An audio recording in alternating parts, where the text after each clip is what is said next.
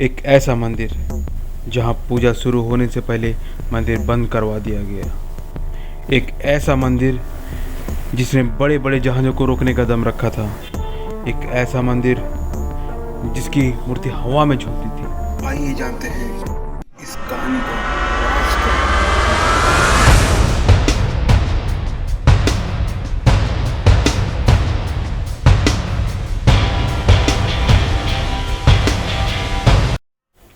भारत का एक ऐसा राज्य जो उड़ीसा के नाम से जाना जाता है।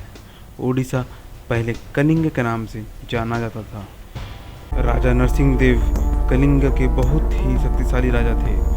मात्र 18 साल की उम्र में ही राजा नरसिंह देव ने काकट राजा के सम्राट को 3 साल तक चलने वाली युद्ध में हराया था। राजा नरसिंह देव की वीरता की गाथा कलिंग राज्य में आग की तरह फैल गई। युद्ध में विजय प्राप्त करने के बाद राजा नरसिंह देव के लिए एक भव्य स्वागत का आयोजन किया गया। राजा नरसिंह देव महल में पहुंचते ही सबसे पहले अपनी माता से मिलने जाते हैं। राजमाता कस्तूरी देवी अपने पुत्र को अपने सामने देख अधिक प्रसन्न होते हैं और कहते हैं कि वो एक सूर्य मंदिर बनवाना चाहते हैं। राजमाता की ऐसी बातें सुनकर राजा नरसिंह देव उनसे पूछते हैं, हे माता, आप सूर्य मंदिर क्यों बनवाना चाहते हैं? माता ने राजा नरसिंह देव को समझाते हुए कहा, द्वापर युग में श्री कृष्ण के पुत्र श्याम अधिक सुंदर थे। श्री कृष्ण जानते थे श्याम अपने सुंदरता को लेकर अति घमंड करते हैं। एक बार नारद जी ने श्याम को गोपियों के साथ नहाते हुए देख लिया। नारद जी ने तुरंत ही यह बात जाके श्री कृष्ण को बताया कि श्याम अपने माता जैसे गोपियों के साथ नहा रहे हैं। तभी श्री कृष्ण को यह बात सुन के अधिक क्रोध आया और श्री कृष्ण जी ने श्राप देते हुए कहा, जिस सुंदरता का तुम्हें इतना घमंड है वह सुंदरता साथ ही साथ नष्ट हो जाएगी। श्री कृष्ण के श्राप के कारण श्याम कुष्ठ रोग से पीड़ित हो जाते हैं। श्याम अपनी दशा अपने महल में आके बताते हैं कि वो कुष्ठ रोग से पीड़ित हो गए हैं। तभी नारद जी आते हैं और श्याम को पूछते हैं, यह दशा कैसे हुई? श्याम ने अपनी पूरी दशा नारद जी को बताया। तभी नारद जी ने उनके श्राप का हल बताया। फिर नारद जी ने कहा कि सूर्य की पहली किरण जहाँ गिरती है, शाम को जाके तपस्या करनी होगी, तभी वो रोग से मुक्त पा सकेंगे। शाम श्राप का हल सुनते ही शाम बहुत मुश्किल से और कठिनाइयों का सामना करते हुए चंद्रभागा नदी के तट पर पहुँचते हैं। 12 साल की कठिन तपस्या के बाद सूर्यदेव प्रसन्न हुए और शाम को एक वरदान दिया कि वो सारे रोगों से मुक्त हो जाएंगे। श्याम अपने सुंदर शरीर के साथ नदी से निकले और उनके हाथ पे एक काला पत्थर था। कहा जाता है कि वो पत्थर सूर्यदेव का अंश है। श्याम ने वो पत्थर कोणार्क में ही स्थापित कर दिया और शाक्य देश, जो ईरान के नाम से प्रसिद्ध है, वहाँ से 12 नागा ब्राह्मणों को सूर्यदेव की पूजा के लिए बुलाया गया। राजमाता कस्तूरी देवी बताते हैं कि जब वो अनेक साल निसंतान थे, तब वो वही मंदिर में जाके पूजा किया करते थे, जिसके फलस्वरूप उन्हें राजा नरसिंह देव मिले। ये सब बात सुनकर राजा नरसिंह देव ने अपनी माता को वचन दिया कि वो संसार में सबसे बड़ा भव्य सूर्य मंदिर का निर्माण करवाएंगे।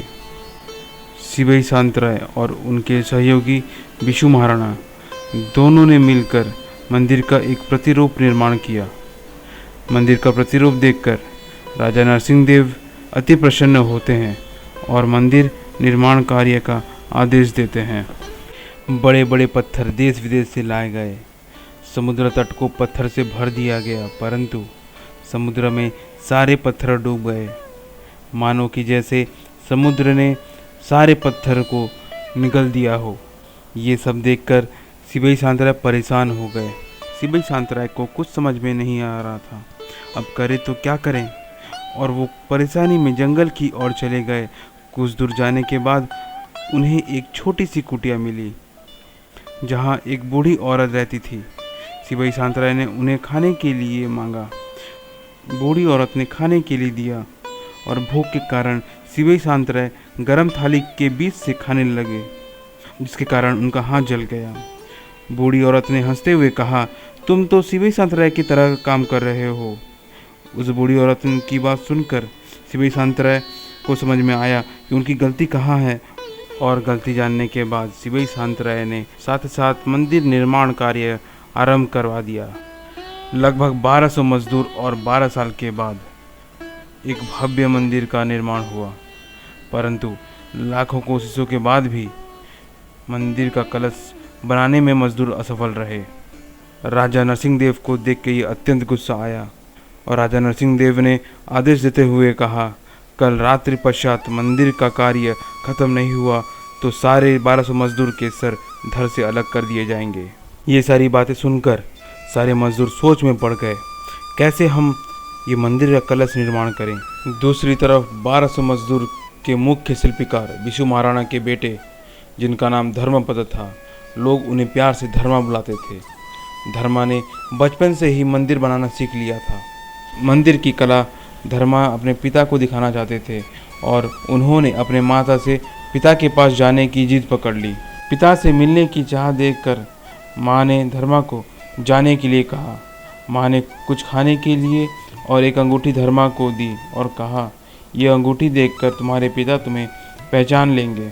धर्मा कोणार्क पहुँचते ही अपने पिता से मिलते हैं। विशु महाराणा धर्मा के हाथ पे वो अंगूठी देख के पहचान जाते हैं वो उनका बेटा है। तभी सारे मजदूर को परेशानी में देखकर धर्मा अपने पिता से परेशानी का कारण पूछता है।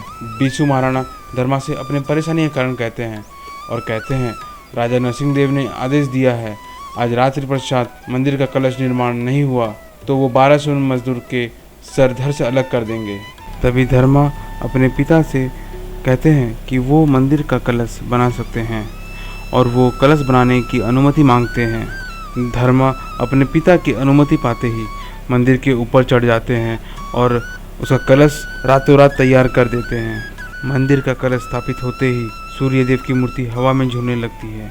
ये सब देखते ही सारे मजदूर अत्यंत खुश होते हैं, पर कुछ मजदूर इसका जम के विरोध कहते हैं और कहते हैं, कल अगर राजा को पता चलेगा कि जो काम 1200 मजदूर कर ना सके वो काम एक 12 साल के बच्चे ने कर दिखाया तो राजा हम सभी को मृत्यु दंड देंगे। ये बात सुनकर धर्मा ने कहा, मेरी अपनी ज़िंदगी से अधिक मूल्य है ये 1200 मजदूर की ज़िंदगी। सुबह होने से पहले धर्मा ने मंदिर के ऊपर से कूद के अपनी जान दे दी। राजा नरसिंह देव सुबह की पहली किरण के साथ मंदिर पहुंचते हैं और सूर्य मंदिर की भव्य मूर्ति को हवा में झूलते हुए देखकर राजा अधिक प्रसन्न होते हैं और 1200 मजदूर को शाबाशी देते हैं। राजा नरसिंह देव ने जल्दी मंदिर प्रतिष्ठा की घोषणा करवा दी, पर शिवई सांतराय ने कहा, ये समय मंदिर प्रतिष्ठा के लिए अशुभ है। राजा नरसिंह देव ने शिवई सांतराय की बात न मान के मंदिर प्रतिष्ठा का कार्य आरंभ करवा दिया। मंदिर की प्रतिष्ठा संपन्न होने के पश्चात मंदिर में कई रहस्यमय घटना आरंभ हो गई। मंदिर में कई बड़े बड़े पत्थर गिरने शुरू हो गए। राजा सोच में पड़ गए, ये घटना का क्या कारण है। राजा को पता चलता है कि मंदिर का आरंभ एक 12 साल के लड़के के बलिदान से शुरू हुई है। तभी मंदिर में पूजा का कार्य रोक दिया गया। कई साल पूजा न होने के कारण मंदिर घने जंगलों में छुप गया। अंग्रेजों के द्वारा मंदिर पुनरुद्धार हुआ और अभी आप जो देख रहे हैं मंदिर का टूटा हुआ हिस्सा देख रहे हैं। धर्मा ने 12 साल की उम्र में जो कर दिखाया वो सारे संसार में अमर हो गया और धर्मा उड़ीसा के इतिहास के पन्नों में छुप गया।